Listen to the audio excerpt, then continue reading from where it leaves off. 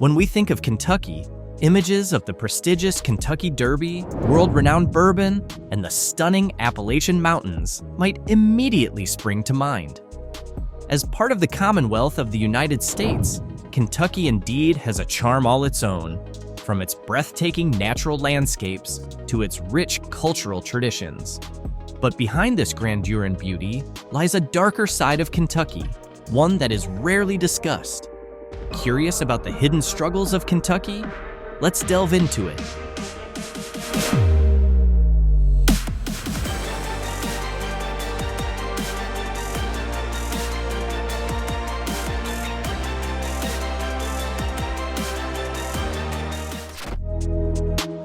Despite being part of one of the world's wealthiest nations, Kentucky grapples with a deeply entrenched issue of poverty.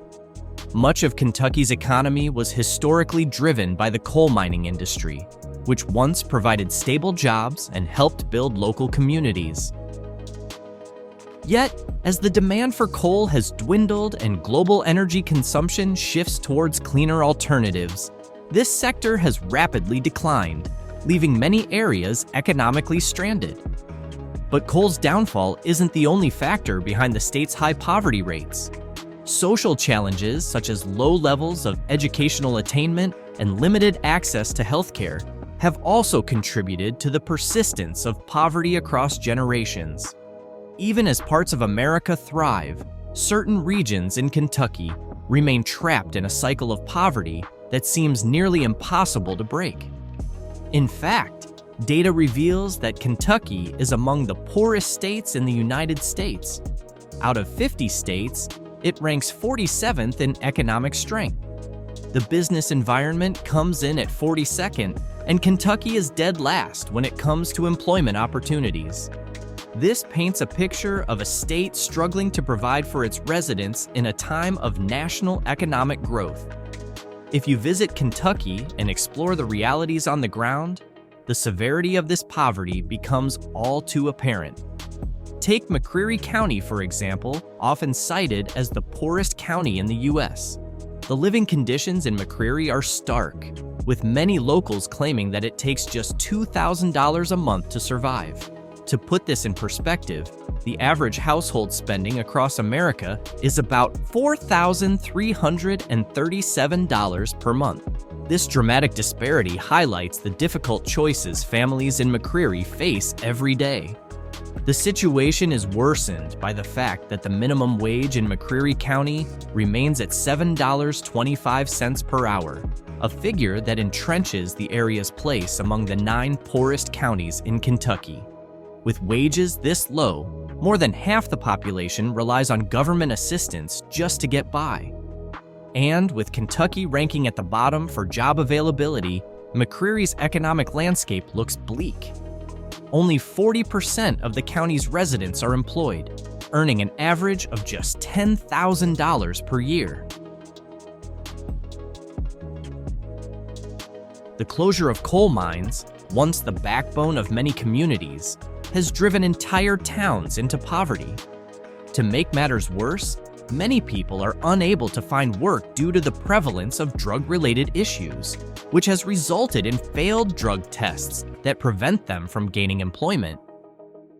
As the coal industry collapsed, Kentucky's economic landscape took a dramatic hit, leaving many towns and cities in financial turmoil. While poverty remains a pressing concern, Kentucky's struggles go beyond just economic hardship. For residents of Bardstown, a small community nestled in the heart of the state, their troubles are compounded by a chilling series of unsolved murders and disappearances that have haunted the town for over a decade. In fact, if McCreary County is known for being the poorest, Bardstown could easily be considered Kentucky's most unsettling place. The town's reputation as the most tense place in Kentucky isn't just a sensational claim. It's a reality grounded in a series of dark events that remain unsolved to this day. It all began in 2013 with the tragic murder of Bardstown police officer Jason Ellis. Ellis was driving home after his shift when he encountered a seemingly random obstacle, branches strewn across the road. When he stepped out of his vehicle to clear the path, he was ambushed and shot multiple times with a 12-gauge shotgun. The brutality of the attack, combined with the fact that Ellis was a local officer, sent shockwaves through the town. Even more disturbing is that, despite years of investigation, no arrests have been made, and the case remains open, leaving the community gripped by fear and uncertainty. Unfortunately, Ellis's murder was just the beginning. A year later, in 2014, another horrific crime rocked the town. Kathy Netherland and her 16-year-old daughter Samantha were found brutally murdered in their own home just outside Bardstown. The details of the killings were grim, but despite intensive investigations, the case has gone cold. No suspects have been identified, and the motive behind the killings remains a mystery, further deepening the town's sense of unease. As if these events weren't harrowing enough, the year 2015 saw yet another tragedy.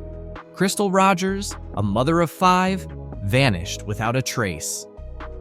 Her car was found abandoned on the side of Bluegrass Parkway with a flat tire, but there were no signs of her anywhere. These disturbing events have cast a long shadow over Bardstown, transforming what was once a quiet, tight-knit community into a place where fear and uncertainty linger. Kentucky, a state known for hosting the world's most famous horse race, has a darker side that continues to surprise. Beyond poverty and a number of unsolved murder cases, Kentucky also holds a grim history when it comes to the use of the death penalty. Today, 27 states in the U.S. still allow capital punishment, and Kentucky is one of them. In this state, a death sentence can only be handed down if the jury reaches a unanimous decision. Prior to 1976, Kentucky had executed roughly 400 individuals. In that same year, after the nationwide moratorium on the death penalty was lifted, Kentucky's legislature passed a law mandating that all murder convictions result in the death penalty. However, this law was later struck down by the U.S. Supreme Court for being unconstitutional. Before 1998, Kentucky employed a variety of execution methods, including the electric chair and hanging. In more recent times, however, the state has transitioned to lethal injection as its sole method of execution. Since 1976, Kentucky has carried out 3 executions. The first was Harold McQueen, who was convicted of robbery and murder in 1981 and executed in 1997.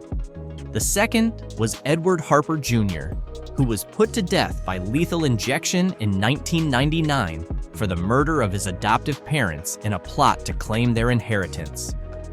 The most recent was Marco Chapman, who was executed in 2008 after being found guilty of killing 2 young children.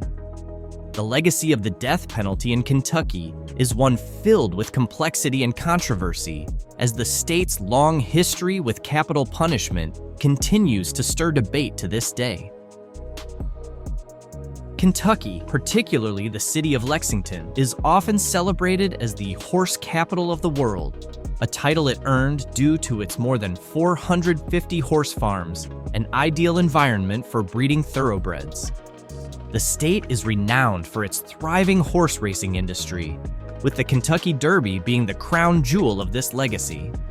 However, beneath the glamour and tradition lies a much darker reality within the sport.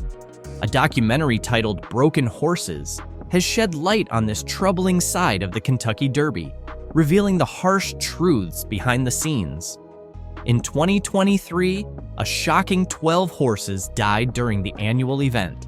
This was not an isolated incident, as similar tragic outcomes have been observed at other races, where horses suffer severe injuries or even death on the track. The documentary delves into the deep-rooted issues within the industry, highlighting the dangerous use of performance-enhancing drugs, the overwhelming influence of money, and unethical practices that prioritize profit over the well-being of the horses. According to PETA, People for the Ethical Treatment of Animals, An average of 3 horses die every day in the U.S. horse racing industry. This alarming statistic points to the need for urgent reforms in Kentucky's racing culture, given the state's central role in the sport. The final dark aspect of Kentucky is one that strikes a deeply human chord: the growing mental health crisis, particularly the alarming rise in suicide rates among young people. In Louisville, the state's largest city, the youth suicide rate in Jefferson County, where Louisville is located, hit its highest point in a decade by 2021. By October of that year, 29 suicides had been recorded among individuals aged 25 and under. Disturbingly, more than 40% of these suicides occurred within racial minority communities, including Black, Hispanic, and Indigenous youth. In addition to this, the number of pediatric patients treated for self-harm in Louisville skyrocketed by nearly 300% in 2021 compared to the previous year. The mental health effects of the COVID-19 pandemic, such as social isolation, anxiety, and financial stress, have exacerbated an already fragile situation. But beyond the pandemic, the continued exposure to racial trauma and violence has further strained the mental health of many young people, especially in marginalized communities. Organizations like Norton Children's Hospital and Spalding University's Collective Care Center are stepping up to address these challenges. These institutions focus on racial trauma and provide specialized mental health support, seeking to address the root causes of the crisis while offering a path toward healing. Louisville's response to the mental health emergency will be critical in tackling this growing issue and offering hope to the next generation. Together, these stories of horse racing, poverty, unsolved mysteries, and mental health crises reveal a side of Kentucky that stands in sharp contrast to its iconic images of horse farms and rolling hills. Beneath the surface of its beauty and tradition, the state faces deep-rooted issues that demand attention and change.